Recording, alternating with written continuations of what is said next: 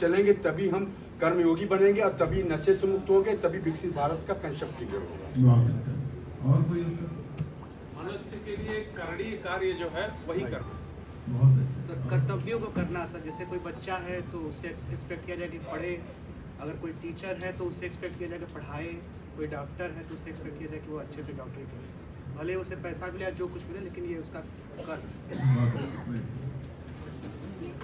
Sir मेरे में कर्म जो है उसमें म लगा हुआ है, जो सर कर्म में मर्म हो, यानी कोई भी कार्य करने चल रहे हैं तो उसमें एक सद्भाव हो, एक अच्छा भाव हो, सुंदर भाव के साथ जब कोई काम करते हैं तो सत्कर्म तो सबको पता है कि उसमें सार्वजनिक मतलब हम का भाव हो, ना कि मैं का हो।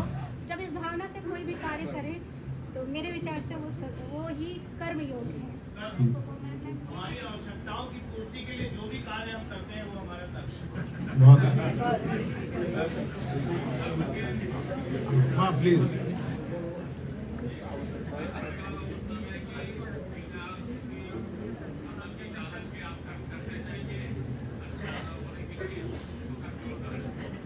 बहुत ठीक है।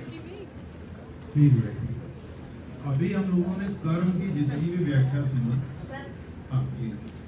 किया गया कार्य ही कर्म है और उसको हम कैसे करते हैं, सकाम की निष्काम, अच्छा बुरा, वो बात की बात है। आपने पूछा कि कर्म क्या है, तो जो भी कार्य हम करते हैं वो हमारा कर्म है। कैसे करते हैं वो बाकी चीजें। बहुत अच्छा। अभी हम लोगों ने बहुत अच्छा सुना और कर्म के बारे में जितनी बातें कही गई वो सारी व्याख्या आ गई। किसी ने निष्काम कर्म योग को अपने तरीके से परिभाषित किया, किसी ने धर्म के पालन में जो कर्म करना चाहिए उसको अपनी भाषा में परिभाषित किया, और अंत में जो एक उत्तर आया ये है कि अच्छा बुरा तो बात की बात है, कोई भी काम जो हम करते हैं वो कर्म है।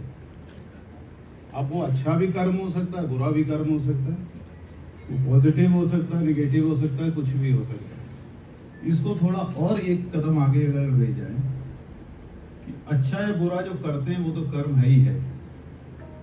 कर्म का पहला जो सीढ़ी है वो विचार से होता है। पहले तो मन में आता है, तब आप शरीर से करते हो, और कई बार मन में आता है और शरीर से आप नहीं करते हो। कुछ सोच के कुछ वर्जनाएं होती हैं, आप छोड़ देते हो, कि विचार आता है कैसा करें। कर्म क्या हुआ, दो तरह का हुआ, एक मानसिक हुआ, एक शारीरिक हुआ। एक तो वो कर्म हुआ जो आपने शरीर से किया, चाहे बोलना हुआ, करना हुआ, जो भी करना हुआ, और एक वो भी है कि जो आपने सोच लिया। अगर बुरा किसी का किया नहीं और बुरा आपने विचार कर लिया तो वो भी एक कर्म है, और वो कर्म भी आपके प्रारब्ध में दर्ज होता है, भले आपने उसको व्यवहार में नहीं किया। तो जब आध्यात्मिक दृष्टि से आप देखते हो तो कर्म की जो परिभाषित करते हो तो कर्म में क्या हुआ, अगर हमने सोच लिया और नहीं किया तब भी जाकर के आपके प्रारब्ध में दर्ज हो गया कि कर्म आपने किया, भले उसका परिमाण कम होगा क्योंकि प्रैक्टिकली आपने वो नहीं किया।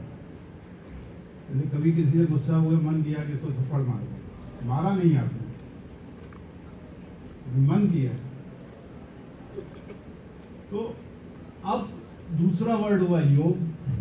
तो कर्म में क्या हुआ कि जो भी हमने किया वो कर्म है, और किया नहीं, अगर हमने सोच लिया, विचारों में आ गया कि ये करना चाहिए, ये करने के लिए हमारी इच्छा हो रही है, तो वो भी कर्म है। उसके परिमाण में अंतर हो सकता है। जब इसकी सूक्ष्मता से आप जाओगे, जब ऊर्जा के स्तर पर देखोगे, विचार भी एक दूसरे को प्रभावित करते हैं, इसलिए वो कर्म होता है। क्यों मानते हैं कर्म उसको? कर्म इसलिए मानते हैं जो आपका किया हुआ कार्य है वो तो दूसरे को प्रभावित कर ही रहा है।